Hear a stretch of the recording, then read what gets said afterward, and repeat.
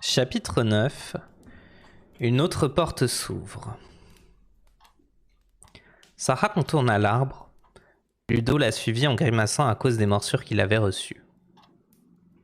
Derrière l'arbre, deux grandes portes venaient d'apparaître au sein d'un mur de pierre qui semblait border une forêt. Un heurtoir en fer ornait chacune des portes. « Regarde !» s'exclama la jeune fille, heureuse d'avoir de nouveau un compagnon. C'était plus amusant que de se parler à elle-même. Ils s'avancèrent pour examiner les heurtoirs de plus près. Tous deux avaient la forme d'un visage répugnant, incrusté d'un anneau. Sur celui de gauche, l'anneau sortait des oreilles, tandis que le heurtoir de droite tenait l'anneau dans sa bouche. Le regard de Sarah alla de l'un à l'autre. Comment choisir ? Elle avait toujours du mal à se décider. Si on servait deux sortes de gâteaux à une fête d'anniversaire, elle s'arrangeait pour goûter aux deux, à un intervalle décent naturellement, en espérant que personne ne remarquerait son manège. Elle balaya la clairière du regard pour voir s'il existait un autre moyen de franchir l'obstacle. Ce n'était pas le cas. Elle se remit donc à inspecter les heurtoirs. « Dis-moi, Ludo, lequel de ces vilains personnages choisirais-tu » ? « C'est très impoli de regarder les gens comme ça », lui fit remarquer le premier heurtoir, celui avec l'anneau dans ses oreilles. Sarah sursauta, car elle ne s'était toujours pas faite à l'idée que, dans le labyrinthe, les objets inanimés étaient doués de parole et n'hésitait pas à leur donner leur avis. « Désolée, s'excusa-t-elle. En même temps, ce n'était pas sa faute si elle avait oublié qu'un heurtoir pouvait parler et, à plus forte raison, exprimer un avis très tranché. Je me demandais juste quelle porte choisir, c'est tout. » « Quoi ?» demanda le premier heurtoir. Sarah faillit lui répondre que là d'où elle venait dire « quoi » était tout aussi impoli que de regarder les gens fixement, mais elle se retourna en entendant quelqu'un marmonner derrière elle. C'était le deuxième heurtoir, celui avec l'anneau dans la bouche. Il disait quelque chose comme « pour faire un de lui parler ». « Ne parle pas la bouche pleine !» rétorqua le premier heurtoir sur un ton pincé. « Il faut que mon pote... » « Je ne comprends pas ce que vous dites, » avoua Sarah au deuxième heurtoir. Puis elle comprit quel était le problème. « Oh, attendez !» Elle prit l'anneau qu'il avait dans la bouche et tira dessus. L'objet vint facilement. Le visage parut incroyablement soulagé. Il fit jouer les muscles de sa mâchoire et de son menton avec un plaisir évident. « Ah, c'est si bon de ne plus avoir cette chose dans la bouche !» soupira-t-il. « Que disiez-vous » lui demanda Sarah. « Hein ?» fit le premier heurtoir. Je disais qu'il ne sert à rien de lui parler. Oh bon sang, il est sourd comme un pot, je vous le dis. Tu ne sais faire que marmonner, protesta le premier heurtoir. J'adore discuter avec toi, vraiment. Tu peux parler, hurla son compagnon. Tu ne fais que te plaindre. Pas la peine de t'énerver, riposta l'autre. Je ne t'entends pas. Où mènent ces portes demanda Sarah au deuxième heurtoir. Quoi fit le premier. Bonne question, répondit le deuxième. Nous ne sommes que des heurtoirs. Oh, fit Sarah. Elle aurait dû se douter qu'elle n'obtiendrait pas de réponse simple. Très bien, elle allait devoir tester l'une ou l'autre porte. Elle choisit la seconde. Après avoir engagé la conversation avec le deuxième heurtoir, elle avait le sentiment qu'il aurait été impoli de lui tourner le dos pour choisir son voisin. D'un autre côté, ces créatures préféraient peut-être qu'on n'ouvre pas leurs portes. Elle ne devait pas présumer du fait qu'elles avaient envie qu'on se serve d'eux. Mais si elle pesait toutes les conséquences de son choix, elle n'arrivait jamais à se décider. Quand une porte s'ouvre, une autre fait de même. Puisqu'elle avait les mains sur la deuxième porte, Sarah décida de continuer et poussa. Le battant ne bougea pas d'un pouce. La jeune fille poussa plus fort et appuya sur son épaule contre le bois. Mais celui-ci était aussi solide que le mur autour. Elle envisagea de demander de l'aide à Ludo. Vu sa taille, il n'aurait sûrement aucun mal à ouvrir la porte. Mais Sarah n'était pas sûre que ce fût la bonne. Elle préféra donc poser une autre question. « Comment fait-on pour passer ?»« Hein ?» fit le premier heurtoir. « Frappe, et la porte s'ouvrira » répondit le deuxième avec un sourire espiègle. « Ah !» Elle regarda l'anneau qu'elle tenait toujours et fit mine de le remettre dans la bouche du heurtoir. Ce dernier fit la grimace. « Ah non, je ne veux plus de cette chose dans ma bouche !» Il pinça les lèvres et refusa de les ouvrir, même lorsque Sarah lui présenta l'anneau. « Oh, allez !» l'encouragea-t-elle, « je veux frapper !» Il secoua la tête d'un air buté. Commenta le premier heurtoir toujours aussi morose. Il ne veut pas reprendre l'anneau dans sa bouche. Je ne peux pas lui en vouloir. Dans ce cas, répondit Sarah en posant l'anneau, j'ai bien peur de devoir vous embêter à sa place. Elle s'en alla prendre l'anneau du premier heurtoir. Aïe, oh, protesta l'objet. Sarah ne lui prêta aucune attention et frappa 2 fois. La lourde porte s'ouvrit. Prudente, Sarah passa la tête dans l'entrebâillement pour voir ce qu'il y avait derrière. Elle entendit des gloussements, des rires étouffés, des pouettes et des « Oh !» Instinctivement, elle sourit et franchit le seuil. Puis elle se tourna vers Ludo. Mais celui-ci resta en deçà de la porte. « Viens, Ludo !» Il secoua la tête. « Bon, ça ne peut pas faire de mal d'explorer un peu l'endroit. » La jeune fille reviendrait chercher Ludo si elle apercevait le château. Elle se trouvait dans une forêt bénie de soleil, avec des fleurs partout. Aux tertres couverts de marguerites succédaient des vallons boisés. Les rires qu'elle entendait partout étaient contagieux. Tout en pouffant, Sarah chercha du regard les créatures qui s'amusaient de la sorte. Mais elle ne voyait que les plantes de la forêt. « Qui est là ?» demanda-t-elle gaiement. Un rire nasal résonna derrière elle. Sarah fit volte-face et vit la branche d'un arbre se déplacer pour couvrir un creux au niveau du tronc, qui aurait bien pu être une bouche. « C'était l'arbre !» s'exclama-t-elle. « C'est vous, n'est-ce pas ?» Des gloussements légers comme un tâtement s'élevèrent à ses pieds. Sarah baissa les yeux et vit des jacinthes des bois trembler sous l'effet de l'allégresse. Au-dessus de sa tête, l'arbre ne put se retenir plus longtemps et explosa d'un rire joyeux.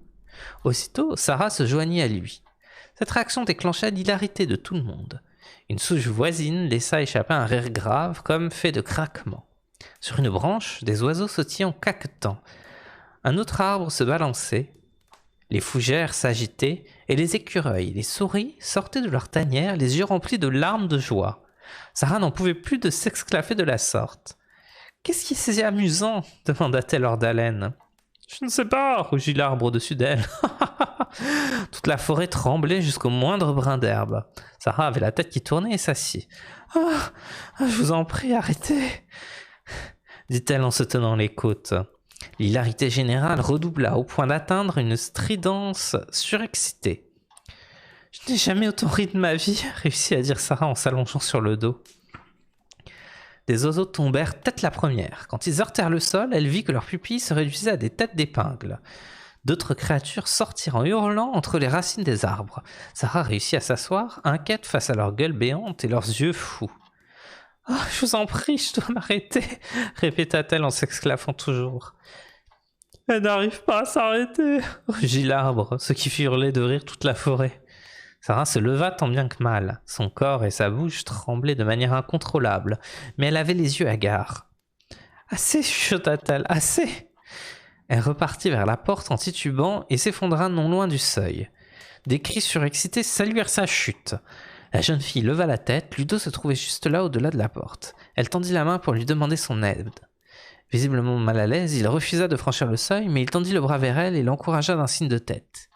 Les yeux fixés sur son amie, Sarah se traîna sur les derniers mètres jusqu'à ce qu'elle pût la prendre dans ses bras et la sortir de là en refermant la porte. La jeune fille cessa de rire aussitôt. La brise qui faisait bruisser les feuilles du dédale lui parut être le son le plus doux qu'elle eût jamais entendu. Il lui fallut un moment pour s'en remettre. Ludo l'observa avec angoisse. Quand Sarah se releva et lui adressa un petit sourire, il déclara « Ludo content !» « Sarah contente !» répondit-elle en lui caressant la tête. Il ne restait plus qu'à essayer l'autre porte. La jeune fille ramassa l'anneau et le pressa contre les lèvres du heurtoir en disant « Je suis désolée !» Mais il continua de lui résister. « Oh, allez !» protesta-t-elle en essayant de nouveau, la mine renfrognée. Le heurtoir pinça les lèvres encore plus fort. Alors, Sarah eut une idée et pinça le nez de la créature. Celle-ci tint bon pendant quelques instants, en faisant une grimace de plus en plus féroce. Mais au bout du compte, elle fut bien obligée d'ouvrir la bouche pour respirer. « Mince !» souffla-t-elle. Vive comme l'éclair, Sarah enfonça l'anneau dans sa bouche et frappa à la porte. Le heurtoir protesta. « Désolé, je n'avais pas le choix, » s'excusa Sarah. « Ce n'est rien, » assura le premier heurtoir, « il a l'habitude. » La porte s'ouvrit sur une forêt menaçante. De ce côté du mur, il faisait grand soleil. alors qu'au-delà du seuil, l'atmosphère était lugubre. Ludo se mit à gronder et tenta de reculer, mais cette fois, Sarah refusa d'y aller sans lui. « Viens, dit-elle en s'armant de courage. Il n'y a pas d'autre issue, à moins de revenir sur nos pas, et je m'y refuse. » Elle franchit le seuil et attendit que Ludo la rejoignît, ce qu'il fit à contre-cœur. La porte se referma d'elle-même dans un claquement sourd qui résonna longuement. Sarah frissonna. Le ciel avait la couleur du plomb, et les plantes paraissaient racornies, comme si elles n'avaient jamais vu le soleil. La jeune fille se sentait déjà découragée au bout d'une minute dans cet endroit. Elle chercha du réconfort auprès de Ludo, mais il paraissait encore plus malheureux qu'elle. « Oh, allez, Ludo, dit-elle avec une gaieté forcée. Une grande bête comme toi, ça ne devrait pas avoir si peur. Pas bien, répondit Ludo en secouant la tête. Le cœur lourd, Sarah haussa les épaules puis se retourna en se demandant quelle direction prendre. Devant elle, un chemin s'enfonçait dans la forêt, mais comment croire aveuglément qu'il s'agissait de la bonne direction? Je ne sais pas où se trouve le château, avoua-t-elle en se tournant vers Ludo. Elle espérait que, vu sa taille, il serait capable de le voir, mais il gardait la tête résolument baissée et ne faisait pas attention à la jeune fille. Elle essayait de se mettre sur la pointe des pieds, mais ça ne changeait rien au problème. Ça n'allait pas du tout. Des larmes de désespoir perlèrent sous ses paupières. Sarah les essuya d'un geste agacé. « Il n'y a pas de quoi avoir peur, » déclara-t-elle en se disant qu'elle devait prendre une initiative, n'importe laquelle, ne serait-ce que pour convaincre Ludo de réagir. Elle leva la tête pour examiner les branches d'un arbre, si bien qu'elle ne vit pas la terre s'ouvrir derrière elle et engloutir Ludo dans un grand trou. Il n'eut même pas le temps de rugir car la terre se referma aussitôt au-dessus de sa tête.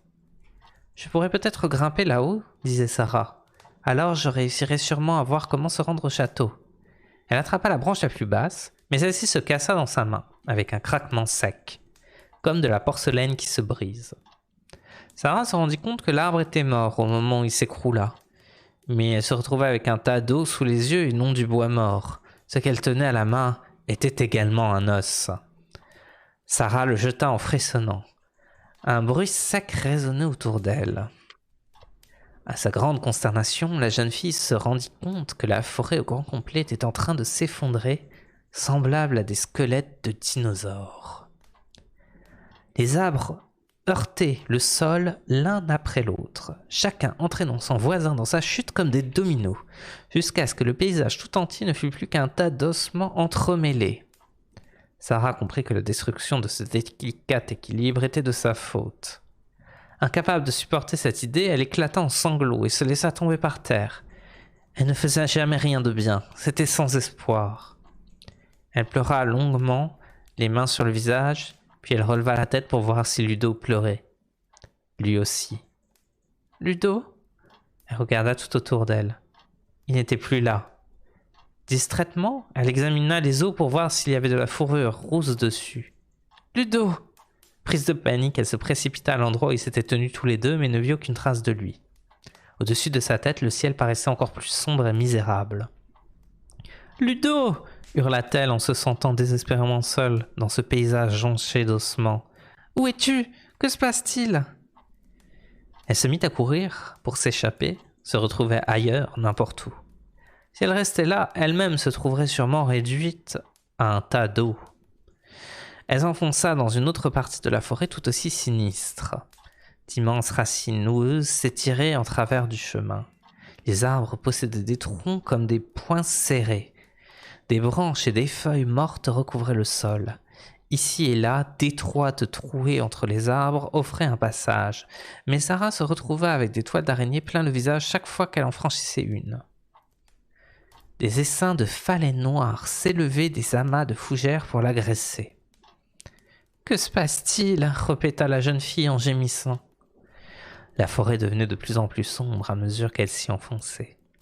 Sarah déboucha en titubant dans une clairière où les arbres étaient si rapprochés qu'elle ne voyait plus ses pieds dans la noire. Malgré tout, elle continua de courir jusqu'à ce qu'une silhouette terrifiante, lumineuse et sauvage jaillit devant elle. « Ouais !» cria-t-elle d'une voix stridente. « Qu'est-ce qui se passe ?» Sarah ouvrit de grands yeux ronds et poussa un hurlement. Fin du chapitre 9.